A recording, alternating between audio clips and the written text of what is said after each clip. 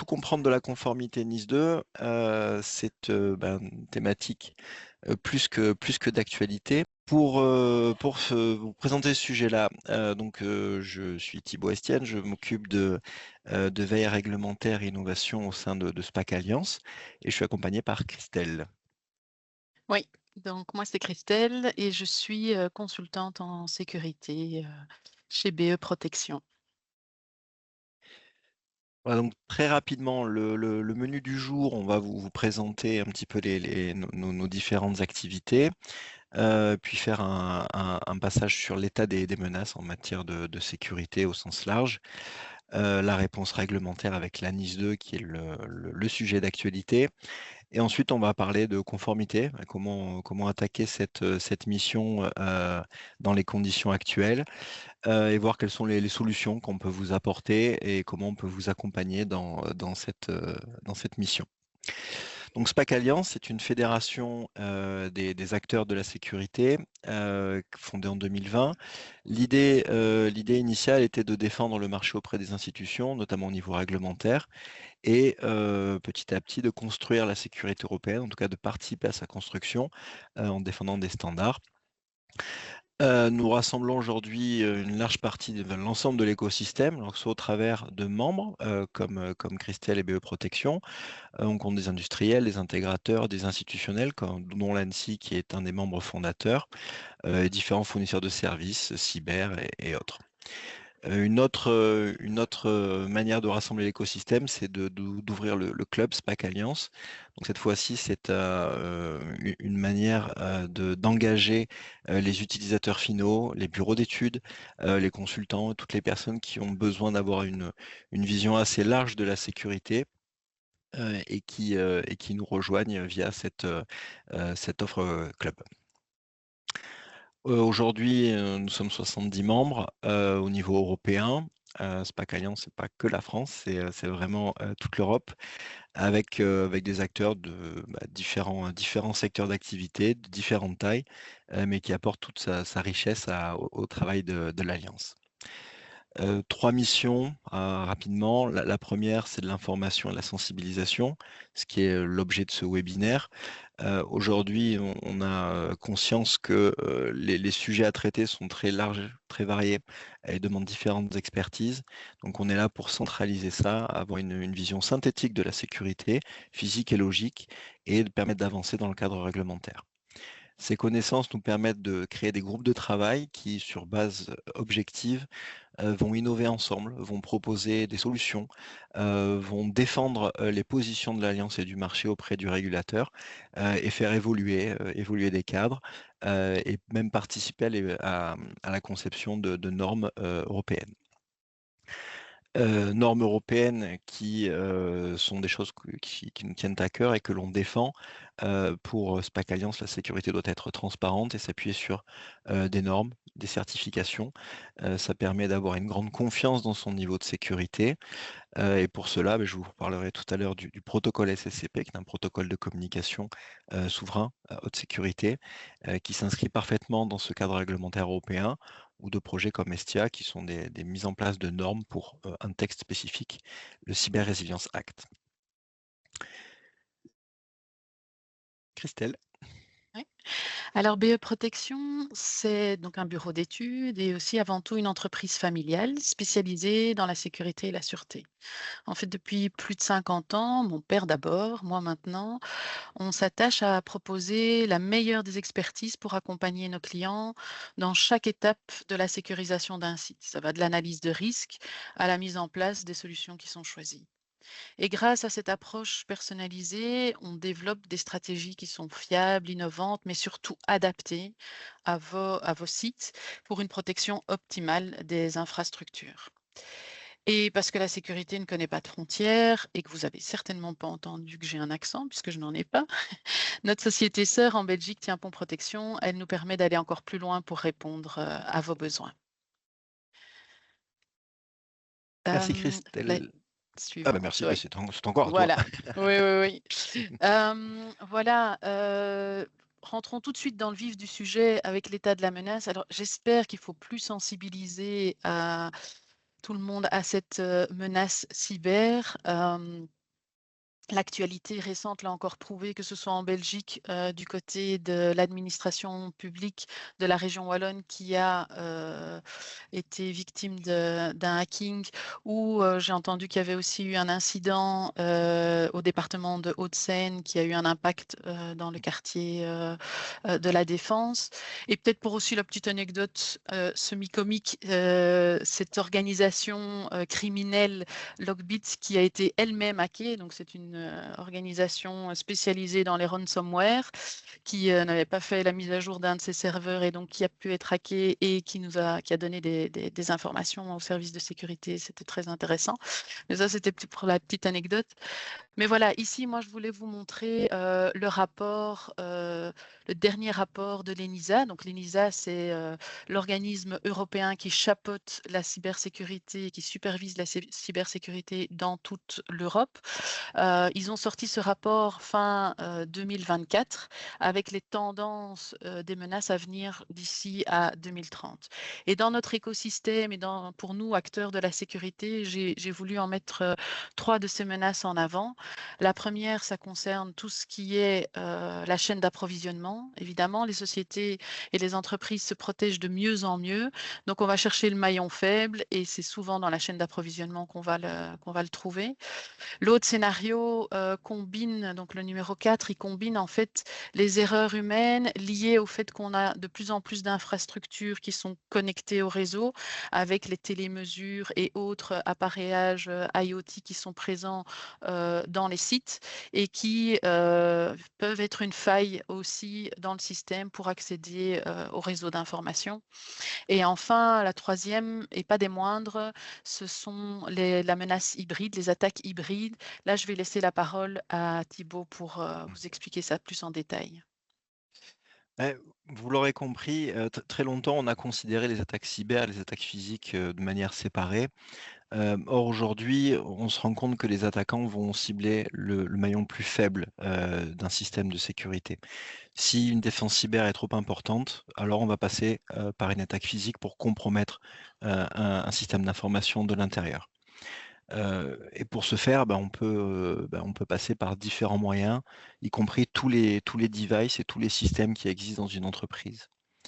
L'ENISA est extrêmement claire là-dessus sur son dernier rapport de menace. On ne doit plus faire d'écart entre sécurité physique et cybersécurité.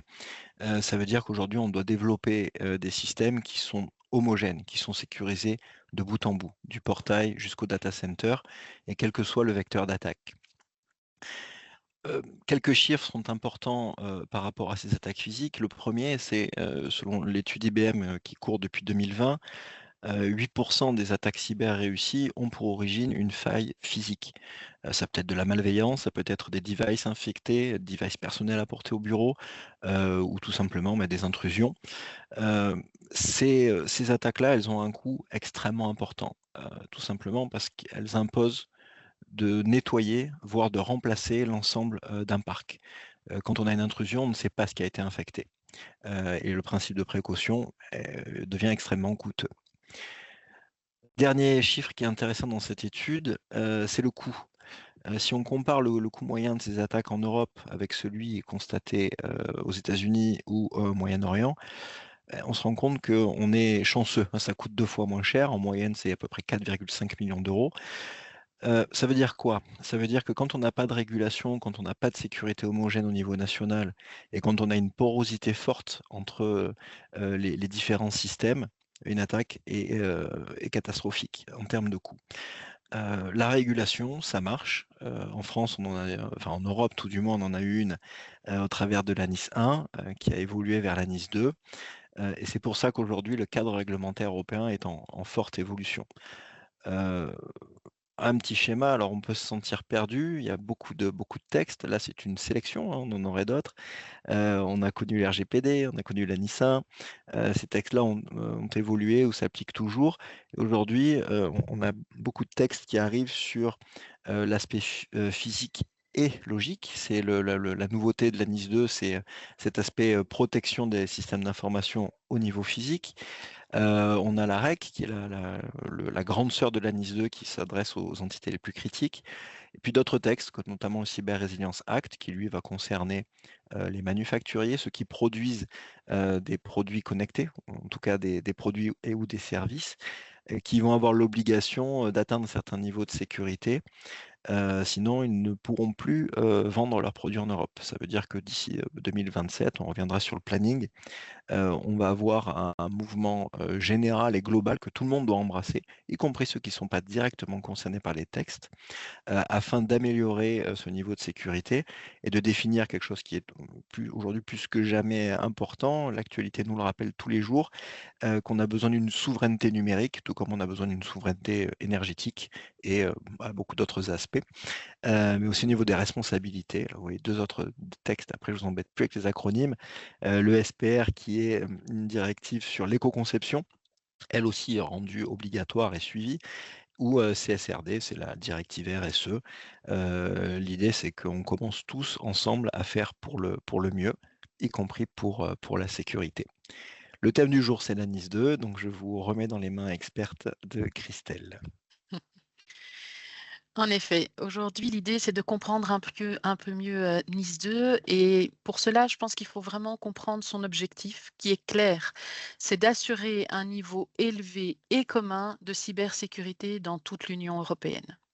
Et pour ça, NIS 2 se base sur 3 piliers importants.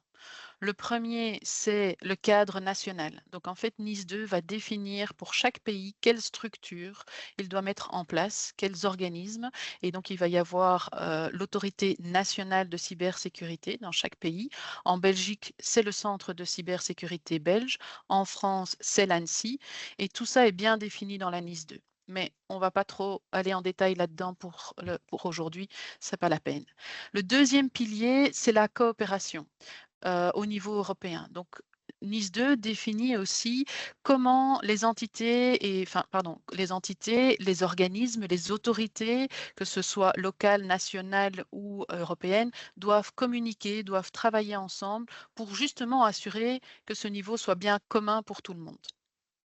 Même chose, on ne va pas aller en détail aujourd'hui là-dedans, on n'a pas le temps, et même s'il y a plein de choses à raconter. Ah, c'est intéressant. Et le troisième pilier, et c'est le plus important et c'est celui qu'on va étudier aujourd'hui, ça concerne toutes les obligations pour les entreprises qui sont concernées par NIS 2. Donc, qu'est-ce qu'on doit faire pour pouvoir être conforme à NIS 2 et quel est ce nouveau paradigme? En fait, il faut savoir que NIS 2, elle est applicable depuis octobre, fin octobre de l'année passée.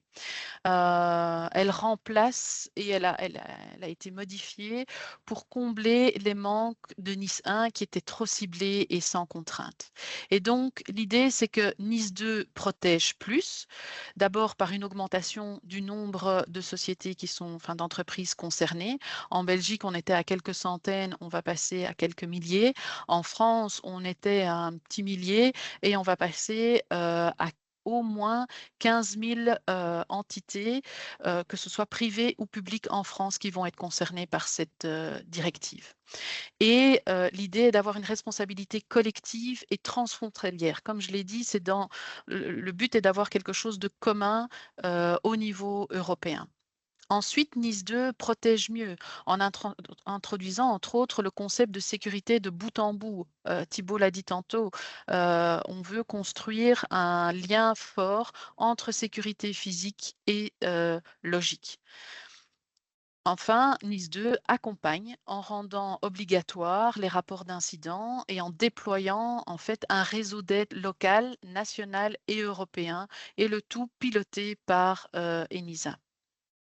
Évidemment, pour que tout ça soit, que tout le monde y adhère, malheureusement, il faut aussi la partie sanction. Donc, NIS 2 sanctionne les mauvais élèves avec des pénalités financières importantes, puisque ça peut aller jusqu'à 10 millions d'euros ou 2% du chiffre annuel mondial. Donc, mais pour rappel, il faut se rendre compte qu'au jour d'aujourd'hui, la cybermalveillance, et surtout en 2025, représentera 10 000 milliards de dollars de coûts. donc on a quand même intérêt à se Agir. protéger et à agir, ça c'est sûr. Slide suivante, on va s'attacher à la question de qui est concerné. Je crois que ça, c'est très important de se rendre compte qui est concerné par cette directive. Il y a un premier critère qui est le critère du secteur. Dans la directive, on a deux classes de secteurs, les secteurs hautement critiques et les secteurs critiques. Dans les secteurs hautement critiques, on va avoir tout ce qui est énergie, infrastructures digitales, donc les data centers, le transport, le domaine spatial, le domaine de la santé, les hôpitaux, mais pas que, l'administration publique, tout ce qui est eau potable, les banques et comment? Et les infrastructures et les marchés financiers. On a aussi tout ce qui est eau usée. Et enfin, dans les secteurs hautement critiques, on va avoir tout ce qui est gestion de services informatiques.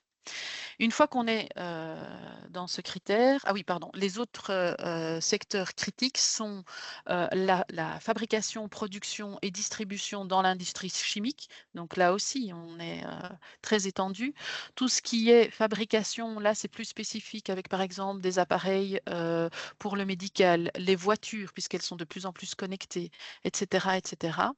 La recherche a été prise en compte, tout ce qui concerne les services postaux et distribution de courrier, la gestion, des déchets quand c'est votre activité principale, tout le secteur de l'agroalimentaire est concerné également et enfin tout ce qui est fournisseur de services numériques, va être repris dedans aussi.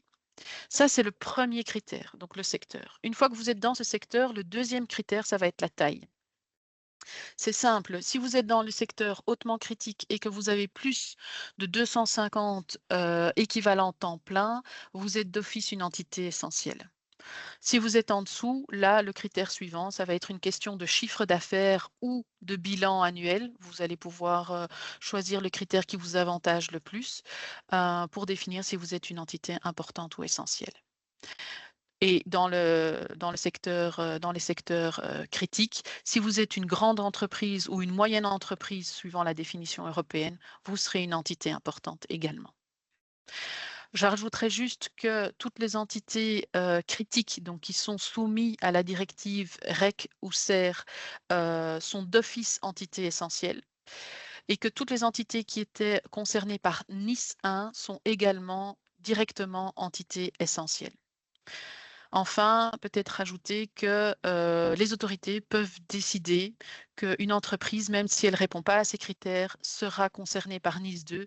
Entre autres, c'est par exemple si vous avez une activité et êtes le seul dans le pays à fournir cette activité qui est considérée comme essentielle, à ce moment-là, vous serez aussi, concerné. Mmh. Et ça peut être le cas même de certains de nos membres qui sont petits forcément en taille et en chiffre d'affaires, mais qui ont une activité notamment de certification d'objets extrêmement critiques, et qui à ce titre, ainsi qu'au titre des gens avec lesquels ils travaillent, qui sont concernés en tant que supply chain et qui ont des obligations, alors qu'ils sont à des années-lumière des critères minimums pour être entité importante. Donc ça, c'est à la discrétion de chaque État. Alors donc beaucoup de gens concernés et beaucoup de gens qui vont devoir agir très vite. Donc NIS 2 et texte spécifique aux entités critiques, sont censés s'appliquer à partir de fin 2027. D'après les échos qu'on a eu de l'ANSSI, on va avoir un petit décalage jusqu'à 2028 pour la France et l'Allemagne notamment. Donc la Belgique, ça ils sont dans les clous. Alors l'idée c'est que, le travail à faire comme il est extrêmement important, il se fasse, le plus tôt possible. Donc dès aujourd'hui, nous on vous recommande, on vous invite à travailler à voir ce qu'on verra et ce qu'on détaillera sur les slides suivantes, à savoir les travaux préparatoires, les premières étapes pour définir une stratégie de sécurité, d'audit, de formation, de connaissances, pour viser les certifications, qui seront obligatoires à partir de, fin 2027-2028, notamment parce que c'est là où les amendes commenceront à être appliquées. Sur l'état réglementaire aujourd'hui, on a, 6 États sur 27 qui ont transposé, c'est-à-dire qui ont, voté une loi. Un seul a publié un décret, c'est la Belgique, et un seul a apporté la dernière étape, c'est le référentiel de sécurité, où là, on va détailler les besoins. C'est encore la Belgique. Donc, on est en attente de beaucoup d'informations. Globalement, on a une direction qui est commune, qui est assez nette, en tout cas pour 90% des choses à faire. Mais les 30 premiers pourcents, ça, on peut les faire et on doit les attaquer dès aujourd'hui. Une petite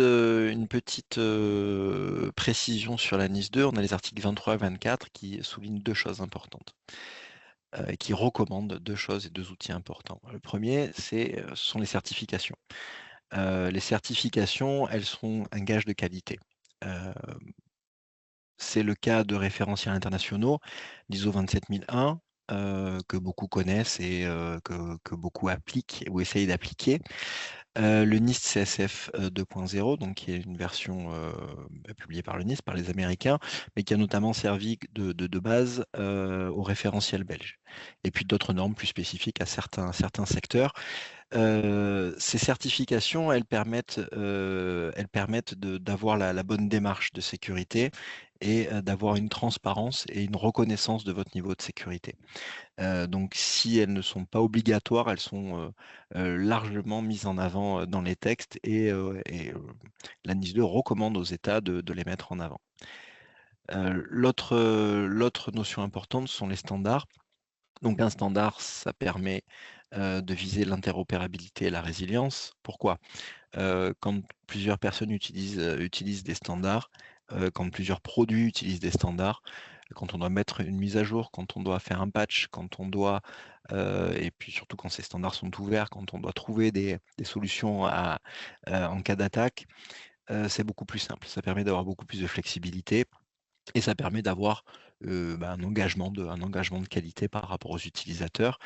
C'est ce qu'on fait tous les jours à SPAC Alliance avec le protocole de communication SSCP, dont l'écosystème grossit petit à petit. On a des lecteurs de contrôle d'accès, on a des imprimantes, on a de la périmétrie avec de l'UHF, on a même des tireuses à bière qui fonctionnent avec ce protocole, qui est un protocole souverain, maîtrisé par les membres, et qui est amené à avoir une place importante dans la sécurité européenne, qui en a déjà une sur certains aspects, notamment les modes transparents.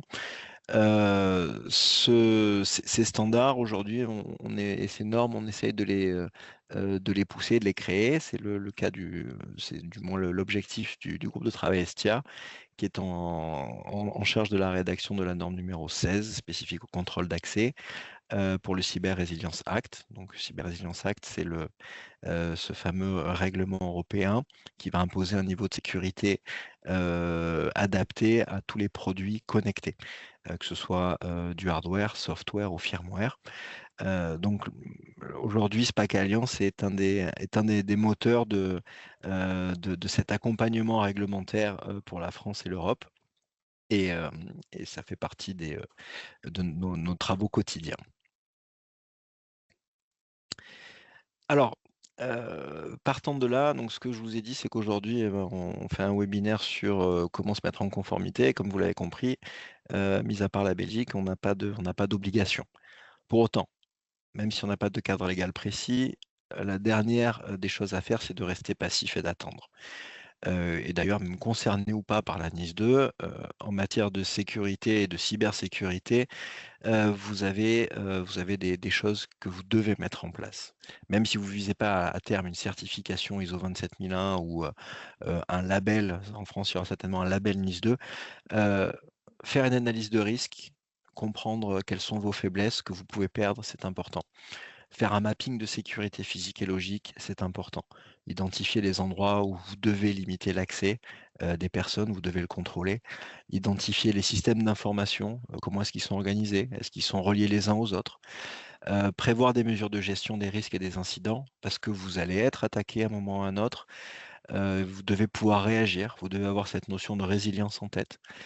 Vous devez identifier les réseaux, les structures qui peuvent vous aider. Alors, il y a la SPAC, il y a l'ANSSI, il y a l'ENISA, et puis vous avez tous les réseaux dont Christelle vous a parlé tout à l'heure. Les CCIRT peuvent vous apporter des informations. Et puis vous devez vous former et former vos équipes. L'humain reste et restera la plus grande faille de sécurité, mais aussi le meilleur outil de défense. Donc aujourd'hui, on voit que des campagnes de phishing, elles ont encore trop de taux de clics. Il faut absolument se former et ça, quelle que soit votre criticité et que vous soyez concerné ou non par ces textes. Et après, on a des petits chanceux qui ont déjà un référentiel et donc qui ont déjà déjà pas mal de détails sur ce qu'ils ont à faire. Oui, en effet. Donc ici, c'était tout le défi de ce webinaire, d'essayer de vous expliquer qu'est-ce qu'il faut faire avec NIS 2 concrètement. Et ici, c'est un peu le slide qui résume le tout et en tout cas certainement ce qui est prévu et la mise en application du côté belge.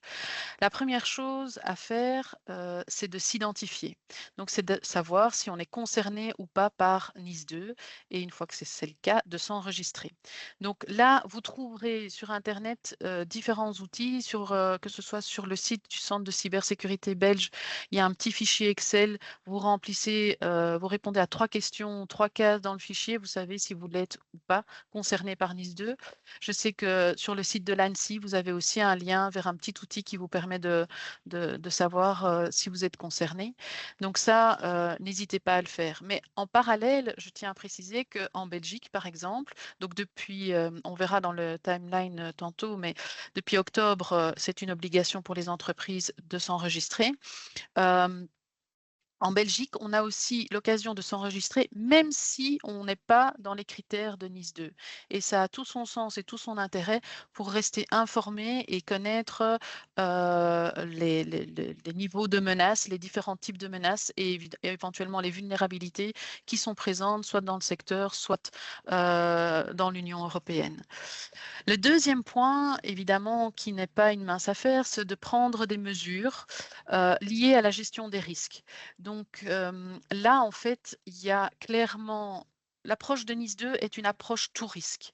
Donc vous devez faire une analyse de risque pour pouvoir derrière prendre des mesures qui sont adaptées et proportionnées à votre organisation. Mais on définit, et c'est le petit graphique là qu'on voit en bas, 11 domaines. Il y a 11 domaines dans lesquels on dit, OK, là, vous devez obligatoirement faire quelque chose. Vous devez vous poser la question par rapport à votre organisation et ce domaine-là, où vous en êtes. Je vais prendre un exemple très concret. Ça va être tout ce qui concerne l'authentification par multifacteur. L'autre domaine, ça va être la gestion des vulnérabilités et la communication des vulnérabilités. Quelles sont vos politiques dans ce sens-là, etc., etc. Donc, de nouveau, aujourd'hui, on ne va pas pouvoir passer tout ça en détail, mais tout ça est bien défini. Un troisième point qui a toute son importance aussi et qu'il faut connaître, c'est le fait qu'il y a des obligations et des responsabilités pour les dirigeants. Autrement dit, les dirigeants d'entreprise qui sont des entités NIS 2 doivent être capables de prendre des décisions par rapport justement à cette analyse de risque et des mesures qui doivent être mises en place pour gérer correctement ces risques et avoir une bonne cybersécurité au sein de l'entreprise. En Belgique, concrètement, ces entreprises commencent à organiser des formations pour les dirigeants, spécifiques pour les dirigeants, pour qu'ils sachent prendre les décisions en toute connaissance de cause dans ce domaine-là. Ils ne peuvent plus déléguer ça à un CISO ou un responsable informatique. Quatrième point, c'est la notification des incidents. Donc, il y a une obligation aussi pour les entités NIS 2 de rentrer en contact avec leur autorité, alors sectorielle ou nationale, peu importe. Hein. Donc, en Belgique, ça va être le centre de cybersécurité et de notifier les incidents. Et en fait, ça, c'est déjà valable depuis octobre. Hein. Et à partir du moment où vous êtes informé qu'il y a un incident cybersécurité dans votre entreprise, vous avez 24 heures pour donner les premiers éléments à votre autorité de référence. Ensuite, au bout de 72 heures, là, vous devez donner un rapport un peu plus complet avec plus d'infos et dans certains cas, on espère bien que l'incident est même déjà clôturé. Et au plus tard, un mois après, un rapport final. Parce que là, on espère vraiment que l'incident est clôturé au bout d'un mois. Et tout ça, se finalise évidemment avec le cinquième point, c'est-à-dire qu'il y a une coopération obligatoire avec les autorités. Mais comme on disait, hein, c'est vraiment le but d'avoir une transmission des informations up and down. Donc que chaque entité puisse fournir les menaces auxquelles elle est confrontée ou les vulnérabilités qui sont présentes. Ça remonte au niveau local, national et européen. Et de là, au niveau européen, on rediffuse vers les différentes entités qui sont concernées, si c'est par secteur ou si c'est géographique, peu importe, mais que chacun soit bien conscient de ce à quoi il doit faire face. Et donc, concrètement, en Belgique, comme on disait, il y a un référentiel qui s'appelle le Cyber Fundamentals. C'est un référentiel qui a été développé sur base du référentiel NIST américain, qui est structuré avec les 4 voire 5 parties, c'est-à-dire grandes parties, identifier, détecter, protéger, répondre et récupérer dans certains cas. Et donc, ce référentiel, il a 4 niveaux de sécurité. Il y a d'abord le niveau small. Clairement, ça, il s'agit d'un PDF avec les bonnes pratiques. J'ai envie de dire, ce small, il devrait être obligatoire pour toutes les entreprises. C'est la base, c'est faire vos mises à jour, c'est avoir un firewall, etc., etc., etc. C'est pas un document allez, hyper lourd, hein, c'est de mémoire 2 ou 3 pages. Donc c'est vraiment pas difficile. J'ai envie de dire, même un novice en informatique peut prendre ce document en charge et le mettre en place dans son entreprise. Ensuite, on a les 3 niveaux suivants qui sont le basique, important et essentiel. Et là, on va rentrer dans l'outil qui est mis à disposition par le Centre de cybersécurité belge et qui est très bien fait. Donc, c'est un framework qui s'est concrétisé par un fichier Excel dans lequel vous avez les différents niveaux de sécurité qui sont présents. Et si vous commencez par le niveau basique, ça c'est l'idée, vous commencez par le niveau basique, c'est 34 questions dans les domaines dont je vous ai parlé, identifier, détecter, protéger. Et vous faites une auto-évaluation à ce moment-là de où vous en êtes. Si je prends un exemple concret, l'authentification par multifacteur, OK, chez moi, c'est mis en place et ça fonctionne. Et là, vous avez 2 axes d'évaluation qui est d'un côté la documentation. Est-ce que vous avez une procédure? Est-ce que vous avez décrit quelque part comment vous fonctionnez? Et l'application, la mise en application. Et vous évaluez où vous en êtes dans ces 2 domaines-là et en fonction de ça, vous avez un critère qui est bon, moyen, etc. Et ça vous permet au final d'avoir une vue d'ensemble, un état des lieux de où vous en êtes dans les différents domaines qui concernent la cybersécurité et vos systèmes d'information que vous avez chez vous. Alors sur le slide suivant, ce qu'on voit, c'est la ligne du temps par rapport à ça en Belgique concrètement. Donc comme je l'ai dit, on a commencé déjà en octobre par l'enregistrement des entreprises. Et on voit en fait qu'ils ont fait quand même une distinction pour tout ce qui était, par exemple, fournisseurs de noms de domaine et donc les fournisseurs de services numériques. Ils avaient uniquement 2 mois pour s'enregistrer à partir du mois d'octobre et toutes les autres entreprises avaient jusqu'à avril 2025 pour s'enregistrer. Ce qu'on voit aussi dans la deuxième ligne, c'est que ce soit pour les mesures de sécurité ou les notifications d'incidents, dès octobre, ça commençait déjà pour les entreprises. Donc là, il y a une obligation de déjà démarrer dès le départ toutes les démarches, que ce soit pour les mesures de sécurité ou pour la notification des incidents. Et ça suivra son cours j'ai envie de dire, jusqu'au bout, jusqu'à la fin. Là, il n'y a pas de deadline, en tout cas pour la notification des incidents.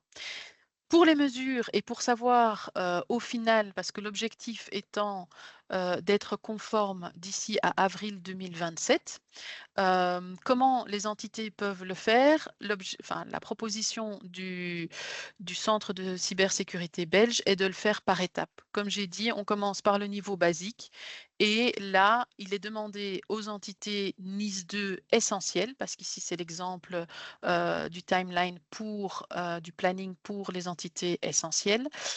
Il leur est demandé pour avril 2026 d'avoir au moins une évaluation et une certification comme quoi le niveau basique est atteint.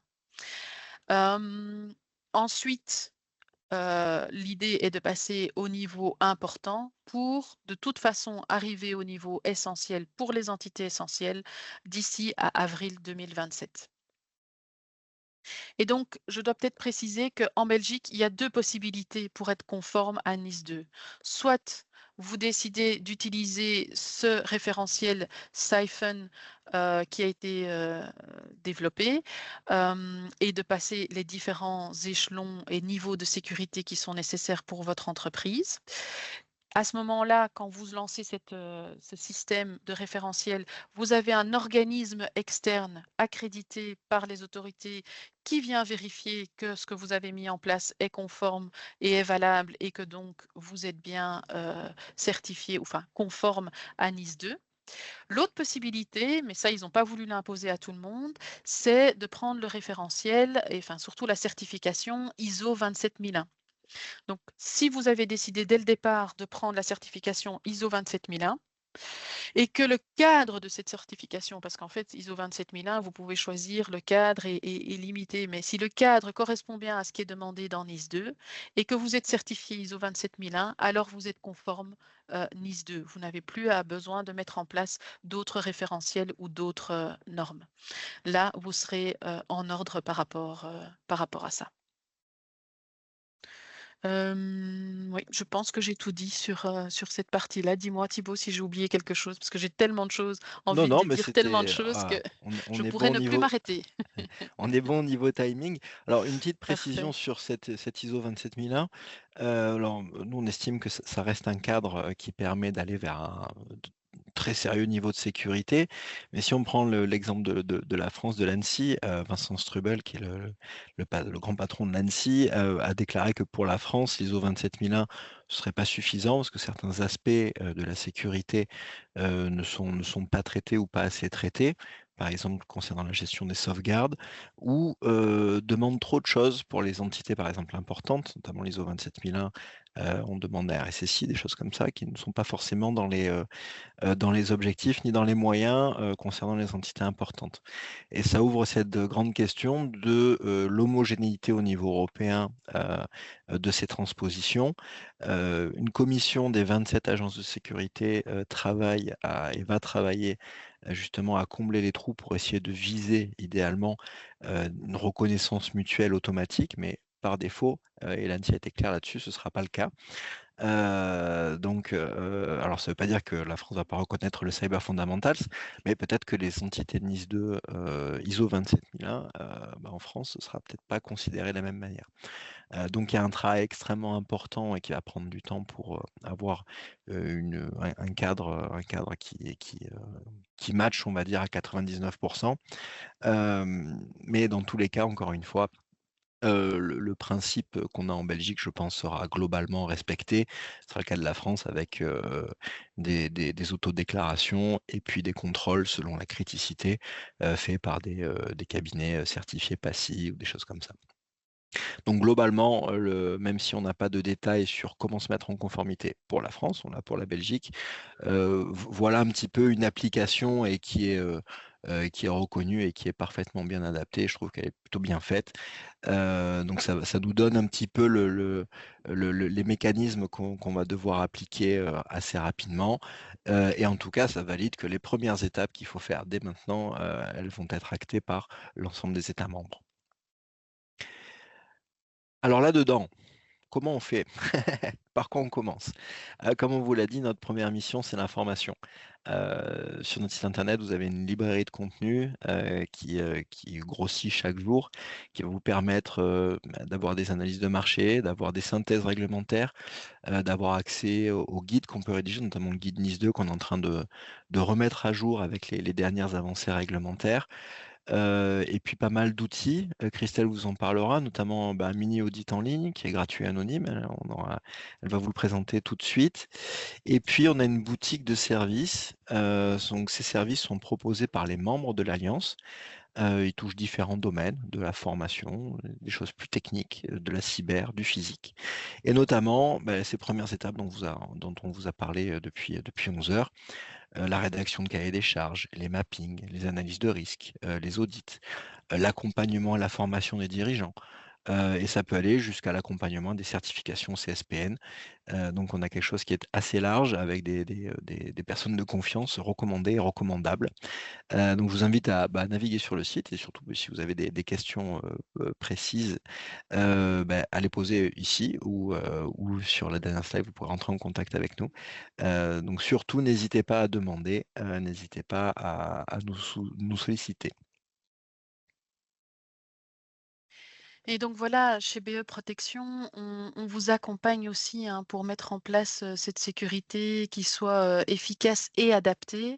Et c'est un accompagnement qui se fait à toutes les étapes, d'un projet de sécurisation, que ce soit au niveau de l'étude avec, la stratégie que vous voulez mettre en place et la partie, audit et analyse de risque qui pour moi reste essentielle, mais aussi avec des concepts, avec, après le suivi, et l'aide qu'on peut donner pour, rédiger tout ce qui est, cahier des charges et spécifications, mais aussi les analyses d'offres et en fait, pour arriver jusqu'au suivi du chantier et l'implémentation des mesures qui ont été décidées. Sachant que de toute façon, il y a des liens avec, que ce soit la prévention incendie, le RGPD, et encore bien d'autres choses. Donc je ne vais pas tout citer maintenant. Et évidemment, le point crucial qui est la sensibilisation. Aller plus concrètement, je pense que, faire un audit a tout son sens parce que ça vous permet d'avoir, une cartographie, de votre, oui, de l'état de sécurité que vous avez. Mais aussi, ce que je fais beaucoup et de plus en plus, c'est une sensibilisation, c'est-à-dire que j'interviens dans les entreprises pour expliquer pourquoi c'est important. Et en fait, je fais aussi, des interventions chez des installateurs ou les clients d'installateurs pour vraiment pouvoir expliquer quel est l'intérêt, quel est et quelles sont aussi les obligations. Parce que là, clairement, de plus en plus d'entreprises ont de plus en plus d'obligations. Et alors on parlait, du fameux, des outils qui sont à votre disposition. Donc sur le site de SPAC, vous avez ce mini audit de sécurité. Ça vous permet en fait de répondre en répondant à plusieurs, questions, qui sont liées à différents domaines, mais toujours axés autour du contrôle d'accès, qui est quand même la base, de l'association, enfin de l'alliance SPAC. Vous pouvez faire une auto-évaluation, en fait, de où vous en êtes par rapport à ça. Alors, quelque part, s'il y a certaines questions qui vous paraissent être complètement, du chinois et que vous n'y comprenez rien, ben, alors posez-vous la question si vous maîtrisez ça correctement et essayez de vous faire aider parce que ça a tout son sens. Et à côté de ça, ça peut vous donner aussi des idées sur certains domaines auxquels vous n'aviez absolument pas pensé ou le lien auquel vous n'aviez pas pensé, et qui est pourtant, important. Et une fois que ça c'est fait et que vous savez où vous en êtes, ça a aussi tout l'intérêt d'aller sans doute plus loin dans la démarche avec un audit.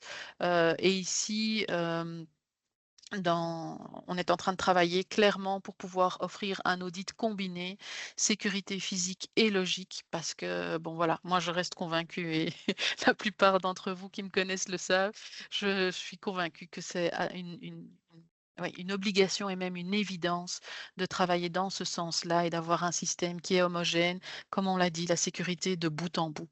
Et ça vous permet aussi, en ayant cette cartographie et cet audit, de voir, et de savoir pourquoi vous allez investir, pourquoi vous allez avoir des coûts dans votre sécurité et que ça va être efficace et adapté à vos besoins. Il est maintenant temps de poser vos questions, si vous en avez. Alors un petit conseil, synthèse, on va dire, de ce qu'on a dit depuis 11 heures, c'est que vous devez agir, maintenant, et vous devez, aussi on va dire engager tout votre écosystème à vous suivre dans cette démarche. L'important étant de rester objectif, de ne pas avoir d'interprétation de ce que vous avez à faire. Les choses sont assez claires. Christelle l'a montré au travers des documents belges du Cyberfun. Heu, Vous devez vous entourer, disposer de compétences qui soient pertinentes et qui soient, pour le coup, c'est important, qui soient vérifiées, et à traquer les travaux de formation, que ce soit formation personnelle du dirigeant, mais aussi la formation des utilisateurs, encore une fois qui reste une des menaces principales, si ce n'est la menace principale, mais aussi un bon moyen de mieux vous protéger. Donc si vous avez des questions, on pourra, éventuellement y répondre, plus tard par mail, donc n'hésitez pas, même si aujourd'hui vous avez donc tout compris, c'est parfait pour nous. Comme vous l'a souvent répété Christelle, on aurait beaucoup de choses à raconter sur la réglementation, sur les frameworks qui sont déjà disponibles ou ceux qui sont en train de sortir. Pour cela, je vous mets le lien dans le chat. Nous avons d'ores et déjà planifié, un second webinaire avec Christelle où là on va aller beaucoup plus loin sur, les détails et la partie, opérationnelle, on va dire, des démarches de conformité, pour la Belgique, avec un focus sur la sécurité physique. Donc quelles que soient les choses qu'on considère, que ce soit NIS 2, NIS CSF 2.0, l'ISO 27001, certains, points des projets de framework qu'on a vu passer, notamment pour la France. On a toutes les questions qui concernent la sécurité physique, souvent arrivent dans les mains de gens dont c'est pas du tout l'expertise. Donc c'est aujourd'hui important de voir ce qu'on entend par sécurité physique, de voir quelles sont les obligations NIS 2, mais surtout en gardant à l'esprit que la réglementation, ou du moins la conformité en soi, c'est pas une finalité. Euh, la question est pourquoi est-ce qu'on est là aujourd'hui? C'est pour être bien sécurisé, pour être suffisamment sécurisé. Et donc il y a des aspects physiques dans la NIS 2 et puis des aspects physiques plus génériques qu'il faut prendre en compte. Donc ce sera l'objet de ce second séminaire qui se déroulera le 27 juin à 11 heures. Je vous ai mis le lien le lien dans le chat. Et il nous reste à vous souhaiter une bonne journée, à moins qu'il y ait des questions de dernière minute. Vous avez de quoi nous contacter par mail, par téléphone, via nos sites internet, il y a des pages contacts. Vous nous trouvez très facilement sur LinkedIn. Euh, Je vois qu'il y a une question, Il y a une Thibaut. question. Ah ah. Oui. Est-ce qu'il y a un accompagnement possible, un accompagnement financier possible pour les entreprises? Ce que je peux dire, c'est que du côté belge, que ce soit en région wallonne ou en région bruxelloise, parce que c'est régionalisé chez nous, tout ce qui est audit, par exemple, et mapping pour les services, pour les systèmes d'information, il y a il y a des accompagnements financiers, en effet, et des subsides que les entreprises peuvent demander et qui peuvent aller jusqu'à 75% du prix de, de cet audit. Donc de ce côté-là, oui. Du côté français, je ne sais pas. Je ne sais pas s'il y a Alors, déjà des euh, choses qui sont en place. Oula, on a plein de super questions. Alors, c'est une très bonne question, parce que c'est une question où j'ai pas de réponse ferme et définitive. Mhm. Est-ce qu'il y aura des aides? Je ne sais pas. La seule chose, le seul élément financier, il a été donné par Vincent Strubel. Une entité importante doit compter sur un investissement entre 100 et 200 000 euros. C'est une fourchette définie par l'ANSSI, c'est assez large. Ça dépend des secteurs, ça dépend de pas mal de choses, mais ça donne un ordre d'idée. Et surtout qui est à mettre en perspective avec le coût moyen. Ça coûte 2 fois moins cher, c'est 200 000 euros, que le coût d'une attaque. Donc la fourchette, c'est entre 100 et 200 000 euros et 10% de récurrent une fois que ça a été mis en place. Donc face à la nécessité de se protéger et face à la certitude qu'on a d'être attaqué, on va dire que c'est bon marché, effectivement. Maintenant, ça reste un investissement important. Je pense qu'il y aura des accompagnements financiers en France, parce qu'il y a beaucoup d'organismes souvent qui vont et qui œuvrent à ça. Malheureusement, j'ai aucune certitude là-dessus. Je le note et je pense que ça fera partie des déclarations qui vont accompagner le vote de la loi et la publication des objectifs de l'ANSSI. J'espère en juillet, fin juin, début juillet. On a une commission qui a déjà convoqué pas mal de gens et qui avance là-dessus. Le projet de loi en France a été voté par le Sénat. Il est dans les mains de l'Assemblée qui a une commission qui a créé une commission qui aujourd'hui entend pas mal de gens pour adapter la loi. Et derrière, l'ANSSI pourra publier ses objectifs et on aura des décrets d'application. Ce qui me fait la transition vers la deuxième question, est-ce qu'il y a une équipe d'équipements clairs à bannir ou autoriser? Alors, là, je vous ai parlé du Cyber Resilience Act tout à l'heure, qui effectivement, concernant les équipements, va imposer des niveaux de sécurité, en gros un tampon type marquage CE, un petit peu la même chose, en fonction de la criticité des équipements. Ça peut être des routeurs, ils ont un certain niveau de criticité, des lecteurs de contrôle d'accès une autre, et puis des sondes connectées, encore autre chose. Globalement, Cyber Resilience Act, il dit sécurité par défaut, zéro trust, donc tous les objets qui aujourd'hui sont vendus avec des mots de passe par défaut, ça va être interdit. Et puis il y a une question aussi de durabilité de la sécurité qui dépend de ça. Aujourd'hui, quand vous avez un matériel qui a une durée de vie estimée à 5 ans, le fabricant ou celui qui propose le service, y compris les softwares, donc, a l'obligation de maintenir pendant 5 ans son objet, de veiller, de faire une veille concernant les failles qui vont le concerner. Donc l'ANIS 2, a priori, on ne va pas aller vers des listes d'équipements spécifiques. Par contre, le CRA va fournir la garantie que les équipements que vous allez utiliser, s'ils sont connectés, seront suffisamment sécurisés. Oui, Donc c'est c'est ça, un début de réponse, ouais. mais malheureusement pour le CRA, on n'a pas non plus de listing de choses assez claires. Et on va devoir attendre la publication des normes. Il y en a 41 qui sont attendues pour le CRA, dont la numéro 16 dont je vous ai parlé tout à l'heure, pilotée par Estia, qui concerne le contrôle des accès. Voilà. Oui, c'est vraiment le CRA qui va justement pouvoir répondre à cette question, la liste des équipements, qui seront autorisés ou à bannir. NIS 2, c'est vraiment une conformité pour les entreprises. On ne parle pas à ce moment-là d'équipement, mais évidemment, on Mhm. parle de système de contrôle d'accès dans NIS 2. Mais là, c'est l'analyse de risque qui va pouvoir définir quel type de système de contrôle d'accès est adapté à l'entreprise, en fait. Mm. Mais on ne va pas dire par rapport à NIS 2, ça c'est autorisé, ça c'est pas autorisé. Ouais. Et au-delà de ça, on va même avoir une couche nationale. Par exemple, pour la France, on a ce qu'on appelle les TOE, des cibles d'évaluation, où finalement on va estimer, on va certifier des installations. Par exemple, c'est ce qu'on connaît bien, badge, lecteur, contrôleur. Voilà, on estime la sécurité de l'ensemble, et pas simplement des éléments pris un par un. Par contre, le CRA, lui, va exiger que les composants eux-mêmes soient sécurisés. Voilà, donc on essaie en fait d'attaquer ces failles-là un petit peu par tous les axes.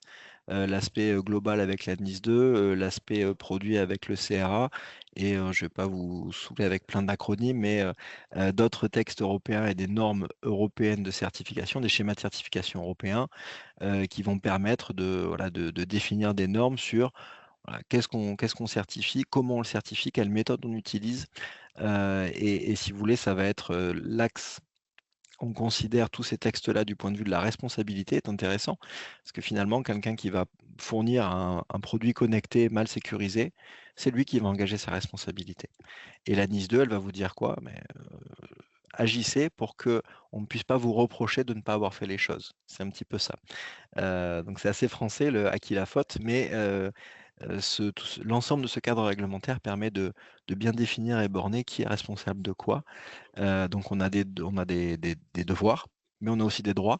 C'est tout l'aspect accompagnement européen dont on a parlé assez brièvement, mais vraiment qu'il ne faut pas hésiter on a une fiche en cas d'attaque, que faire? Aller porter plainte, prévenir son CSIRT, qui lui-même va faire remonter la faille qui est peut-être existante chez d'autres entreprises.